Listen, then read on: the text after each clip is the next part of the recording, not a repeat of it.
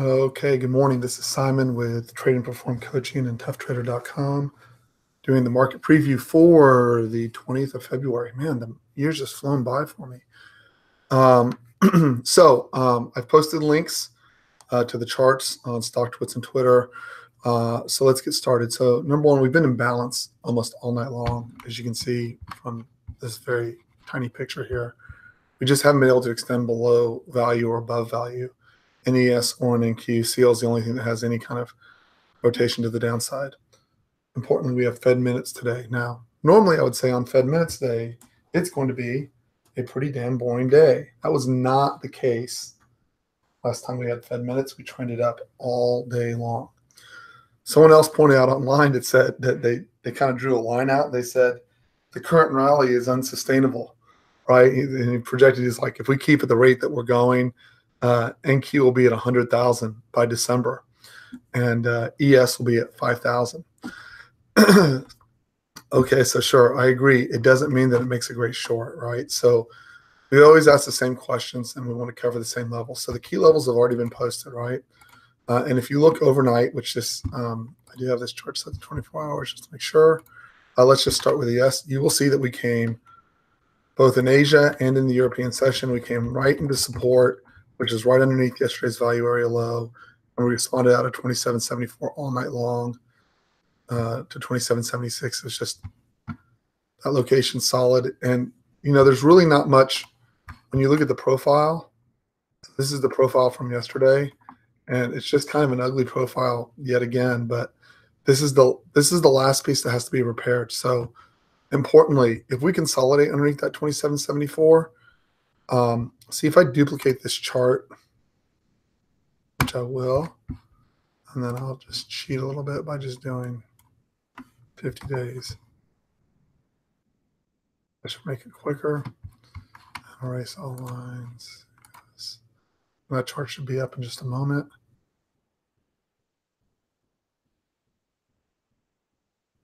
There we go. And what you will notice is the first place of confluence, meaning I have a volume point of control, a TPO or time price chart point of control together is down here. Okay, so these are just the major components, same as yesterday. So 27.52, 27.51 becomes a downside target if I was shorting and we were able to get under value area low and hold underneath. Obviously, this has been the support level all night long, right? So I would not count this as a support level, except that this is the top of an open window right here at 27.63. This is Dalton's gap fill at 27.58. Usually when you split the difference between the two of those, you get the mid of the half gap, and I do expect a response there, and that'd be roughly somewhere between that now becomes, so 27.60 to 26.59 plus 27.58 and a quarter. The market can select any of these locations in here, but I would expect a response. Also, the market tends to like to break whatever the low is and snap back in and trap traders and push up. So this area in general, from 27.63 to 27.58, I'm looking for responsive buyers the first time in. So the rules change after the Fed, right? And in case I didn't say it, I don't remember if I said it, past performance is not indicative of future results. You can lose a lot of money trading futures. You should definitely have a trade plan and a risk management plan. And this is for educational purposes only. I'm sharing my trade plan in hopes it'll make you a better trader. But my observation has been, until you have a very specific method of trading, a very specific method of entry, exit, and trade management, and a way of quickly knowing when you're off base, life becomes very, very hard for most day traders trying to make money in the futures market, right? And everyone's trying to get rich, and really it should just be about mastering repetition. So all of this is in value from yesterday, this whole area, which means this whole area can be easily traded through. There's not a particular zone, even though I put yellow zones in here. This whole thing can get traded through pretty easy. What we want to see for a move down is two things. Number one, I like to establish below and hold below 27.66. Why? This 218 came in on Monday. It was a light volume holiday trading. I don't count it, just exit out. So what we needed to do yesterday was get underneath prior day's low to end the one timing. So now we need to trade underneath 27.66. And usually, rule of thumb, first day, if we trade underneath the prior day's low, we tend to snap back in and close back within the range, right? So how does that translate, right? Why is all that important? That means your easier trades are going to come from outside of the value area. If you trade inside the value area, expect to get chopped up like I did overnight in CL. It wasn't a disaster or anything, just I tried to trade in value and I got what I got. And I'll show you that in just a second. So the next piece of that is important is if you look, once we get underneath 2774, see how this is totally clear? The only areas that are going to be responsive, so you're going to have retail traders looking at prior day's low, trying to respond off of that. You have the top of the open window. Again, I consider that a local traders area. They may try to respond off of this. I consider the mid of the gap, Dalton's Gap fill, a very strong location. And I will usually, in this area, find a good response. I may take this blindly, assuming all bets are off the table during the Fed. But assuming we get into this area, again, ES has been really hard to trade because of the lack of counter rotation. So if we do get down in here, I'm looking for setups to push back towards 2776, right? If we blast through all of this, the natural target becomes 2752. If we get underneath 52, I would say the natural target is somewhere between 2740 and 2735. No one's going to like that, but that's a big fat stretch. It's Fed day. You got to at least anticipate the potential of a big move down. And then again, this little area right here from this 12th needs to be repaired. And that would be my final area. I don't think there's a whole lot more to discuss. All these little levels right here are valid inside, but we're not going to get down here to the Fed, right? And so that means we're going to move very quickly through these areas potentially. So they're up on the chart, but if you're trading the Fed, you better sure as hell know what you're doing and be really good on pattern recognition. Really, really freaking good, because it's fast, it's quick, and it holds the ability to run you over very quickly. And for most people, I just say, assume, kick it now. Here's the flip side. But that's where all the volatility is. Yeah, that's true. But if you're not experienced and you don't know exactly what you're looking for, it's also where all the losses are and where you can really draw down. So pick your poison pill. ES has kind of sucked because of the lack of range the last couple of days. That will change. We're just at the very tippy top. We've just kept pushing up. And as we keep pushing up, range will get smaller and smaller. We're really not bearish until we get underneath 2,700 again.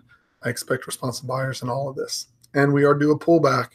As many, many, many people have pointed out, we've pretty much gone straight up off the bottom, right? And that happens, guys. And people said that here, and people said that here, and people said that here, people said that here, and they're saying it again over here. Top calling is a rough business. Bottom calling is too. It's in the middle, and the breakdown will simply be easier underneath this level right here, that 2679. Just put a red line on it. That's when shorting will become dramatically easier. Yes, I know you will miss the top, but the trades will be much easier underneath there, even underneath this little lip right over here, than trying to call a top up here. I know it's possible. I see the setups. The lack of rotation drives me absolutely nuts, and I don't have the desire to trade it until I see it flowing back and forth. So that's ES for the day. Again, I would normally say balance heading into the Fed. Strange times, right? So drink the Kool-Aid and see what happens. I'll be looking for intraday setups on that to the long side, not so much to the short side, just because long side's been rewarding more than the short side has. Now, if I see something change dramatically off the open, but nothing in the overnight leads me to believe anything has changed. So get rid of this.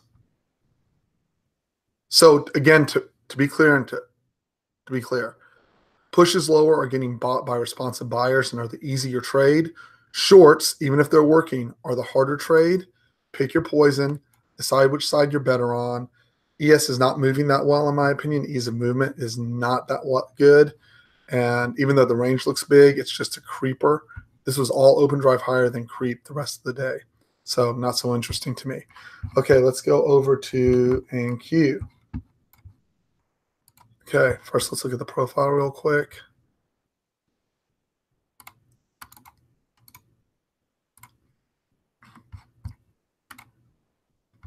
Yeah, I think we should probably cut that down. What do you think?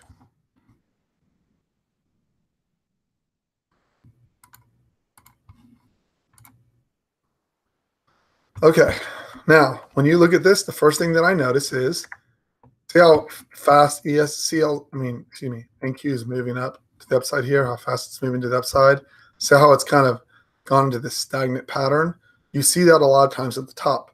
I'm not calling it top. I'm simply saying you see that a lot at the top, right? So the rotations have gotten very, very tiny. I would expect range expansion. Fed meeting is a great day to have range expansion, but it may stay tiny until after the Fed meeting, and then the expansion may be so fast and brutal that the losses could end up being pretty big if you're wrong on a trade. And less experienced traders have a hard time figuring out that the range has just expanded dramatically, and they're trying to use the same stops that work in this little tiny stuff when the range gets really wide. That applies to both ES, NQ, and CL. Okay, so just understand, if all of a sudden we go from 70.79, let's say, to 66.80 because they say boo, right, and we drop a lot, just understand down here, your stop may need to be 20 or 30 ticks to make a trade survive in the violence of a move down.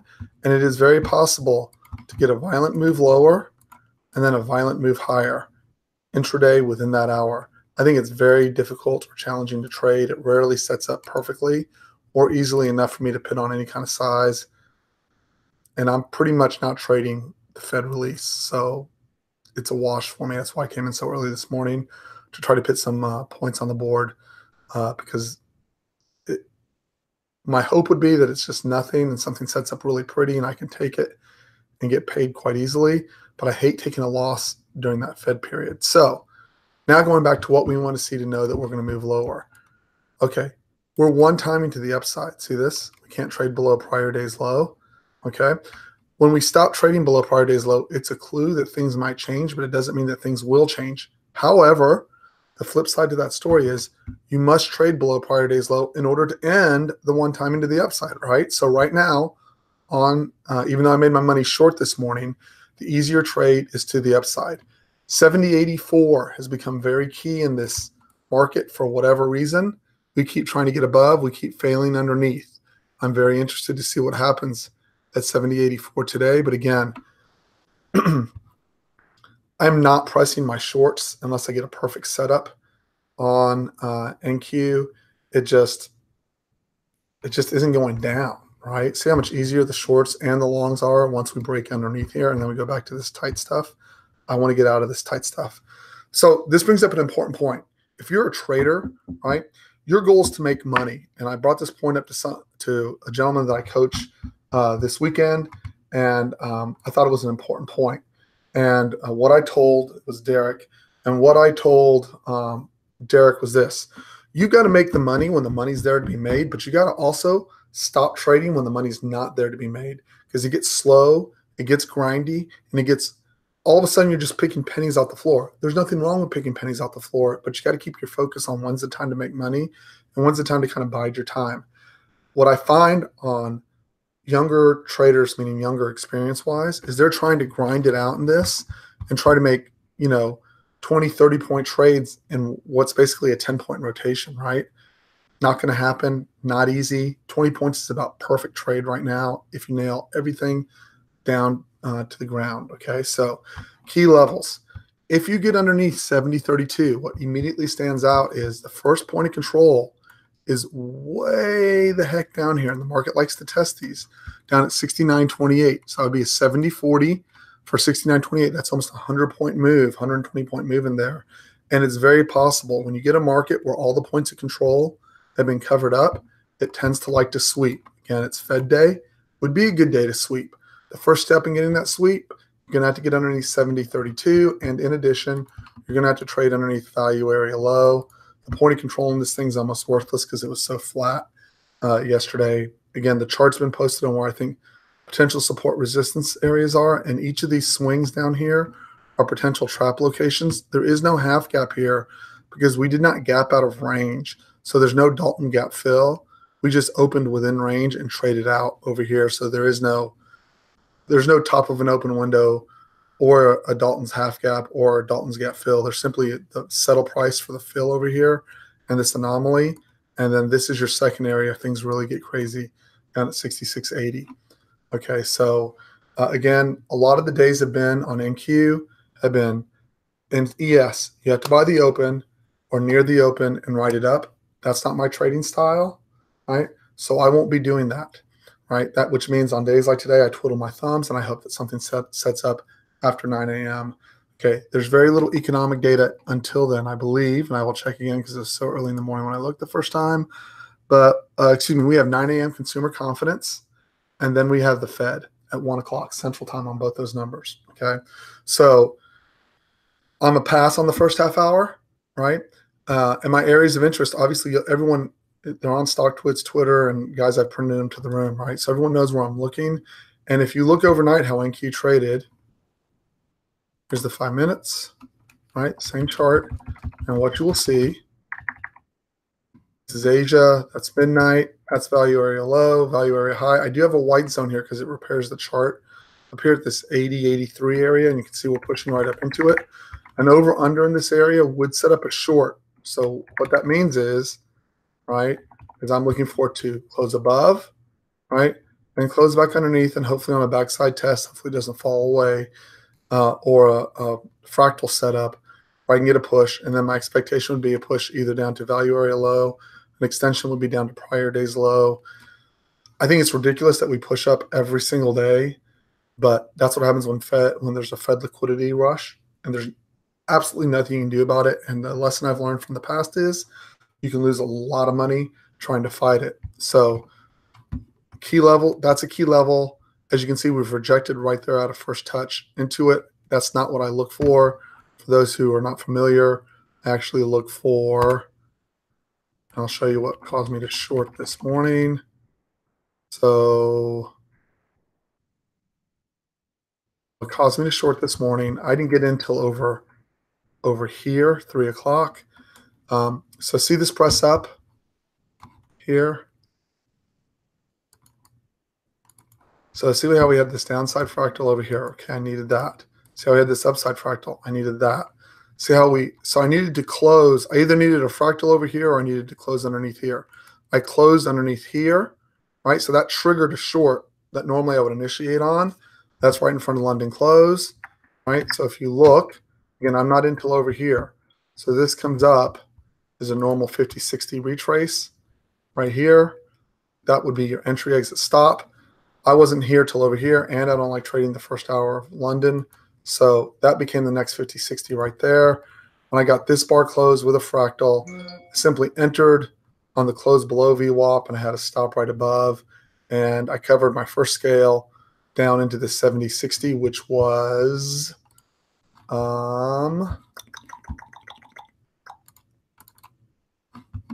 this 70. I wanted to see if we could get underneath value area low.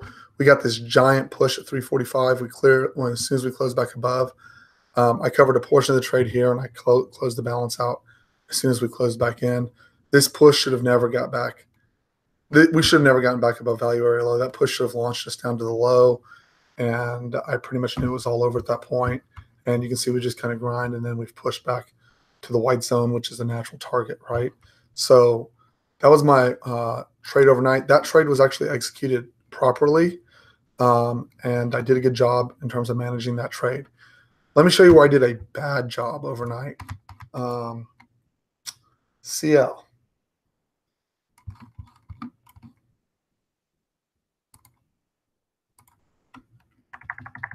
So I posted, and I'll post it again on Twitter so people can look. I carry this. I print out my charts when I do a trade correctly so I know exactly what it looks like. I'm going to take a photo of this and post it on StockTwits for no notes. But you can go look. I'll post this on Twitter.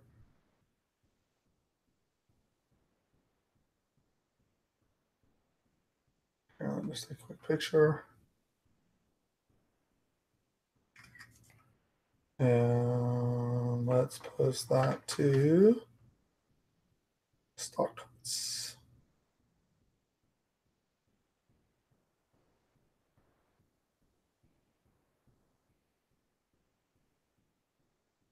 Okay, so I just posted it.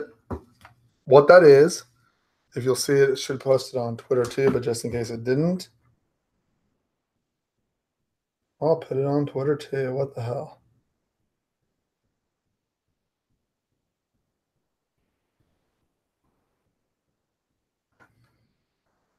There we go. Now it's on Twitter and on StockTwits. So the point was what I needed, right? So I'm going to show you my short from yesterday, right? So what I needed yesterday was,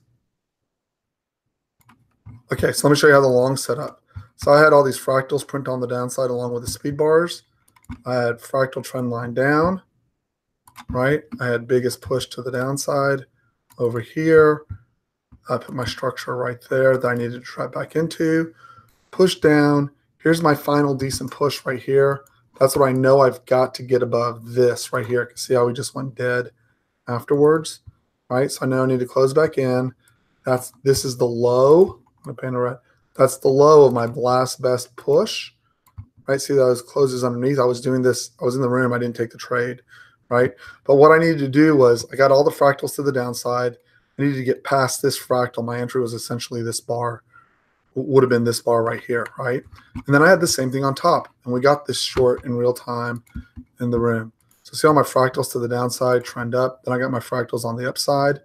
Biggest push right here. Now I know two things when I get this biggest push. This biggest push should never close back in over here. This push closes back in over here. I think I was short early here, but it was technically right here. Actually, you know what? I take it back. I did short right here if my memory serves. And then 50, 60 back. I added right here. I think my average was 56.27, right? And it rolled to the downside. So see how that all turned out perfect? So this is what Mr. I didn't do it perfect looked like this morning. Okay. So I came down here and I was looking at my fractal to the downside. So the place where I got smoked was that I looked at this push right here.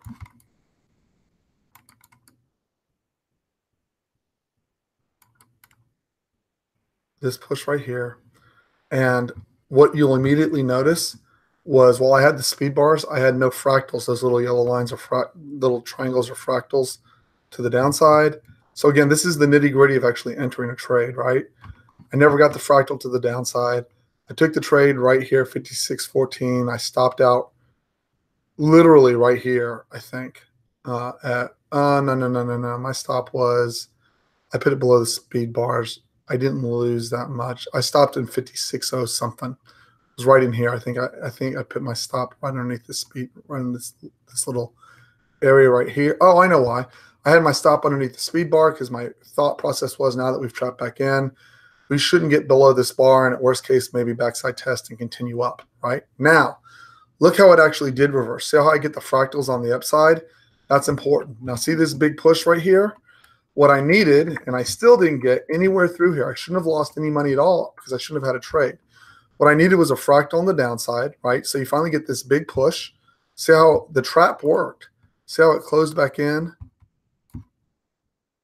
Trap back in right here, right? Never got back underneath, but I needed one of these bars to be a fractal. It just didn't develop. It just simply pushed underneath support, trap back in, and pushed to the other end of the range, and I just didn't have my trade set up. Why is that important? And just to be stubborn, because I do get stubborn, when this closed underneath and I got this, where was it? Got stopped here, and then I got this fractal. I went completely off plan and just took this long as soon as we closed above the fractal. I made money on it. I bailed on it at 56.15, and I recovered about 3/4 of the loss over here, which was great. But that was a complete bullshit trade. That is not my trade plan, and that was lucky. That's all I can say. I just thought we were going to push back up. It was so totally wrong to take that trade, and I'm very lucky I didn't get swept back down to new lows and end up having a pretty bad morning instead of a profitable morning. So that being said, what was the lesson from that? You learn from your mistakes and from your reference points, right? So the reference point is I never should have had a loss or a win in CL unless it was short, right? The short I should have had was right back over here. Had I been around for it, right, would have been to get a push above on any of these, to get a push above the prior close. See, I had the fractals. If I could have closed above this fractal, right, established above and then closed back in, that would have been my short to the downside. And so this is important. The reason why I'm mentioning this is because this is hard for traders to accept. Sometimes your best trade simply will not appear, right? And then what you do unintentionally, I really believe it's unintentional, I did it unintentionally, is you start going through your head and you're like, oh, but that's pretty close, right? You start saying, that's pretty close, right? And you take a moderate trade and it ends up handing you a loss, which it did to me, right? And then you're like, well, now I'm down, or now I gave back some of my profits in my case, right? And I'm like, oh, but maybe now that one will work, right? And now I'm into, instead of being at 70, 75, 80% win rate, now I'm in the 50, 55, 60% win rate, right? Because this trade does work. If you went through and looked at all the fractals when they close above, it does scoot above quite a bit. It's not a horrible way to take a trade, right? Your win rate's just about 50% at times, right? So my whole point of that is I did that unwittingly and unintentionally. I went in, I said, there's my trade, but really it wasn't my trade. It was my opportunity to lose more money, right? And what it did, which was even worse, is it took me away from being focused on what my process was and where my winning trade is. So now that with all that said, let's go look at CL really quick. Profile. So inventories are not today, they're tomorrow on CL. Let's do this chart real quick. Chart settings, let's just knock down the days, 30 days. Anyways, trace all lines. Okay, first thing we'll notice really clearly, we're in a freaking uptrend, right? See that? Support's down here. There's resistance up here. You have to go back, but trust me, there's resistance up here, right? We're balancing. The worst place to place a trade today. Oh, that was the other thing. And then the trade I did take was while we were still inside of value. Even if I was going to take that marginal trade, if I waited till I was outside of value down here, which would have meant below 56.01, I would have had a great trade location, or at least a much better chance of making that trade work. And again, avoided the loss. And again, or get up here. So the first thing you'll notice is that strikes me on CL. Here's the top of the open window. This is, remember, these profiles are RTH pit session only, not 24-hour. I don't care about the 24-hour on CL. If you do, be my guest. I don't even care about debating it. It's how I trade CL, right? So number one, if I can get below and hold underneath 56, top of the open window, mid of the half gap is very important there, and I would expect a response in this area. Okay, so if I had one area I could pick today, being as there is no numbers, right? That 55.20 is about a 100-tick stretch, very attractive location. I don't take locations blindly, though they often work blindly, right? I need some kind of structural setup via the range bars and the fractals and the algos, right? So next, right underneath that, so this is Dalton's gap fill right here. Okay, Dalton's gap fill, you'll usually get a response, followed by the settle price fill, right? Let me check something really quick. Yes, settle price fill from the day we trended up, right? So backside tested this, get a response back up. This whole 55.40 to 54.67. Expect people to try to respond out of this area is what I'm trying to say. Finally, if somehow, which I doubt we seriously can, you can get all the way back here, somewhere between 53.92 and 53.60, I expect a big response out of that area. You could stretch it just a little bit more to capture the swing low behind it, but this is a big stretch now, and I would expect a response out of here. Okay, so brings up another important point. See, there's an anomaly sitting right here in the middle at 54.29 to 54.20. The only reason why it's important is because it's on a big stretch, but it's in the middle of a value area, and it's likely to get busted even if it bounces the first time.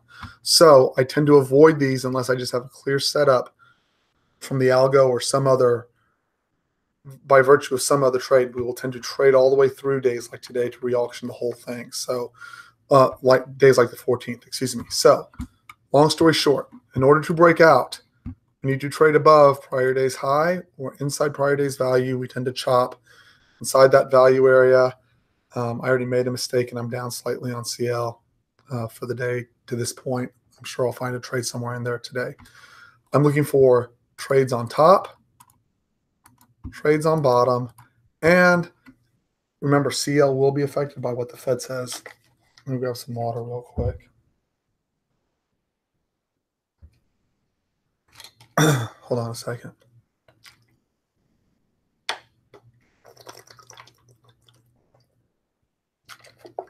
Slow things down just a little bit. So, long story short, where do I think my best trades will come from? Maybe in CL if I can stretch above here, or maybe I get a short sit up underneath for a shot down into this level. I don't know yet, right? If I take a trade inside here, I know it's inside of value. It's going to be choppy. Doesn't mean I won't take the trade. Probably doesn't mean I will take the trade on smaller size, right? Hold on one second here. Next. Really, that's all I have to say on CL. Until we get underneath it, we fix this area. Buyers are in overall control. Expect responsive buys. If we can get underneath this area and don't get a response, we can sweep this area, is my general thought. We're due for a pull down there as well. But remember, oil's not like ES and NQ, right? If the perception is on oil is a single commodity product versus NASDAQ where there's 100 stocks, or the S&P 500 where there's 500 stocks. Remember, when you're trading oil, oil's dominated by sovereign nation funds, producers, drillers, hedge funds. Those are the guys that own this. So if there's a general perception, this is a single commodity that either demand is increasing or supply is decreasing or both, right? It can keep just going up, right? There's no rule that it has to come back to the mid or retrace. Yes, it trades technically, right? Support resistance levels hold, but fundamentals, even if they're just perceived fundamentals, trump technicals. So if new information comes, you can get a sweep. That's why you have to respect the intraday PA. Okay. So that being said, I'm looking for responsive buyers. Tomorrow's inventories. I don't know if the oil rig count comes out tonight after the close. I imagine it does because, again, that gets delayed by a day. So oil rigs probably after the market, and then inventories tomorrow. Okay, so jumping off of CL, the levels are already printed, or I think we'll get a response. And you can see overnight, we've just been drifting.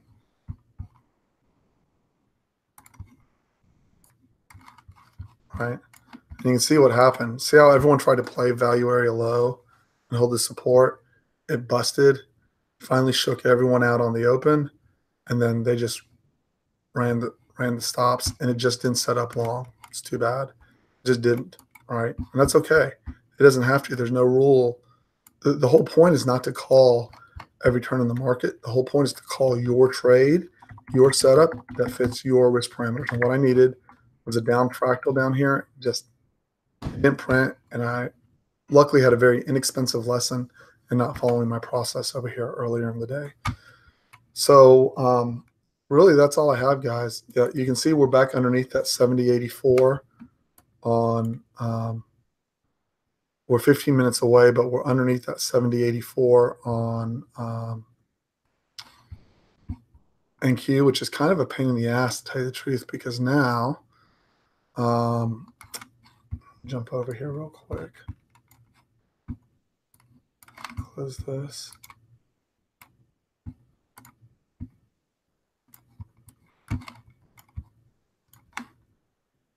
Because I wanted a short there.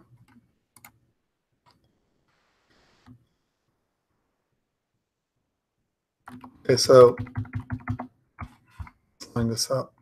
What's my chart number here?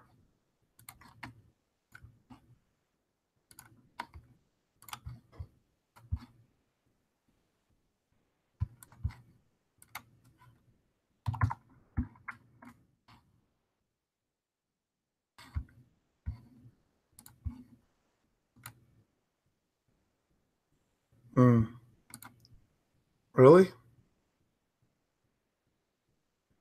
Did I really just erase my entire freaking chart? I did, indeed. I screwed that up somehow.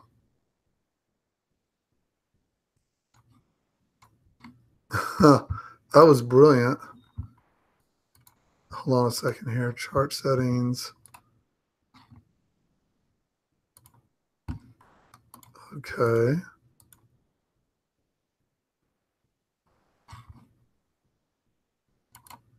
Oh, good. I didn't. Sorry. goof on my part. There we go. That's why nothing's looking right. Okay. So chart settings, advanced settings. Number 4. Okay. There we go. Now I can erase all my lines. Okay. So what have I had? I actually have a short set up.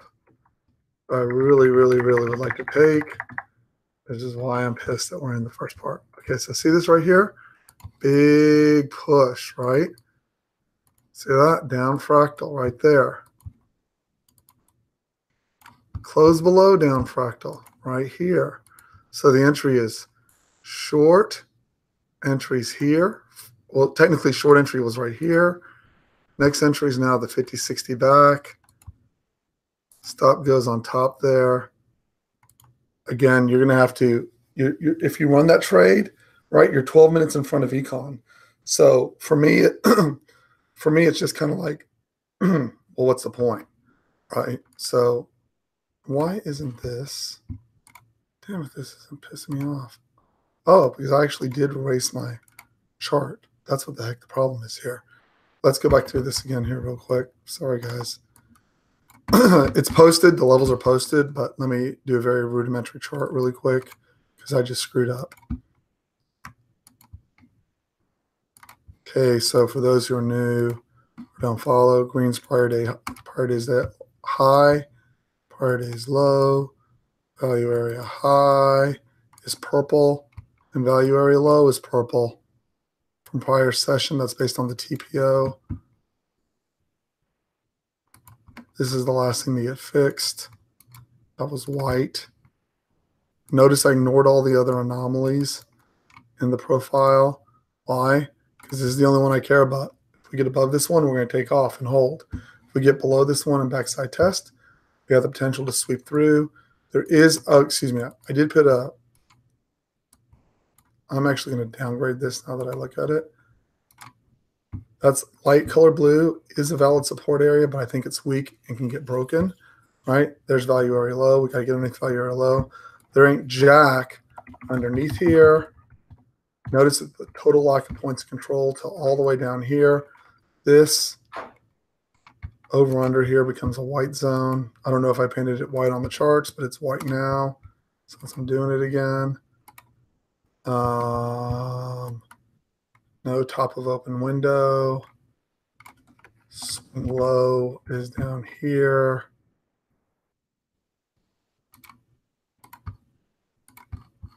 And anomaly right there.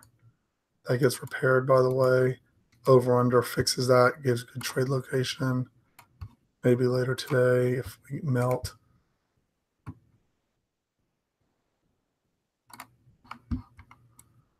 And then if you do the 50-60 back, which you should be at least be cognizant of where it is from that swing low, you get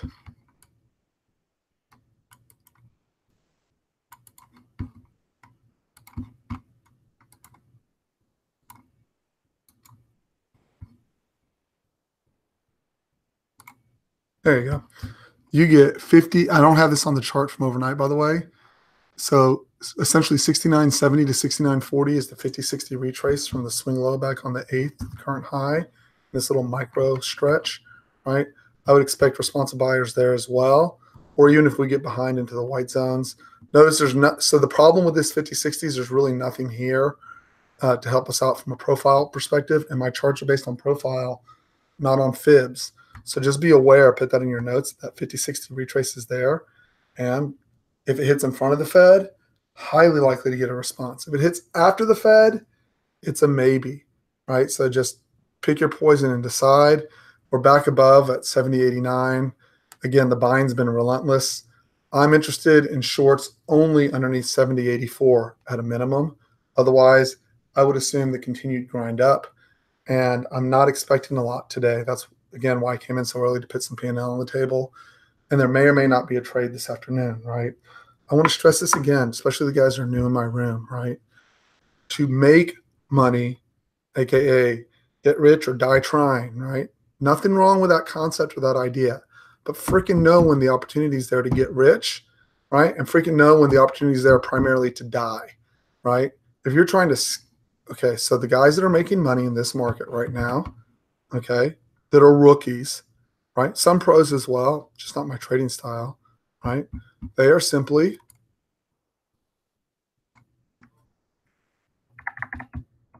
go to the overnight. That chart will be up in a minute. And while we prep that chart, we'll get over to the overnight on this one.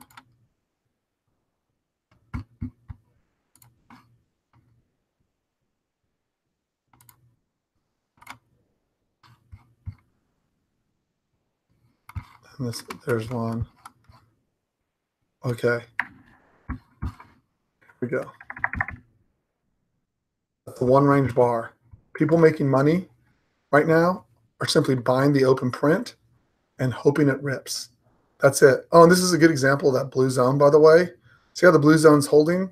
Sometimes it does, sometimes it doesn't. That's why it's a blue zone. I don't trust it. I need a lot of additional information there before I take a trade, and I expect it to either chop or get blasted. Either way, I hate trading at them unless they're on a big stretch, okay? And Q, again, it's hard right now because a lot of people are simply buying the open print and letting it push, right? So underneath 70.84, I'm interested. That's underneath the white zone. Again, we've now established above, right? And notice we've only gotten underneath one time, not really establishing, right? We pushed above. They've tried to get underneath. See how they didn't get a red bar with the point of control? This is the only red bar in the U.S. session, the point of control underneath. This is your biggest sell. I would make the assumption now, if I get above this, close above this, that they are going to push and force shorts out yet again, as they're doing right now, right? Why? You just had a huge effort. Look at that effort. That is the biggest effort to push down. Repeatedly, they're trying to push down here, right? So someone's going to lose in this area, right? Someone's going to lose in this area. They are dog battling this out, right? If you want to be the one to figure out in this dogfight who wins, so if you had to flip a coin, just go through the basics, whether you're bullish or bearish. Buyers have it right now, right? It is logical that we're going to break yesterday's high and push into the Fed. It's a logical conclusion to come to. Not because it's logical that the market's going up, not because it's logical that the market should go up, not because I understand anything about money flow, order flow, or how much money's sitting out there or where the market's going to be tomorrow. I understand market behavior, and I understand this. Every time for weeks now that we push down, every single time, without exception, we push back up quicker than we go down. It does go down pretty quickly, and I've had some nice shorts in NQ here and there, but the market keeps going up, right? So I want to be clear. Where I am interested in a short is not above prior day's high, but below the 70.84. And then once we get underneath the 70.84, I don't want to see it back above. I'd rather take the loss and reinitiate underneath. And then the pattern, to be clear, what I'm looking for is this pattern right here. I get a fractal on a push-up, on a big push-up that should have broken out, right? I want to see the close back underneath, like I got right here, right? I want a partial entry here, a 50-60 back is my second entry. If I don't get the second entry, I don't care. And then the push. And you can see we've been holding the bottom of that 70.78. And overnight, this is what we held, that 70.64 area actually. Value area low from yesterday is what we held. So that's my 2 cents, and that's what I'm looking for, guys. Does anyone have any questions? And did I explain the trade plan clearly for the day? We have areas of interest, and then we are looking for the setup once we get to the area of interest.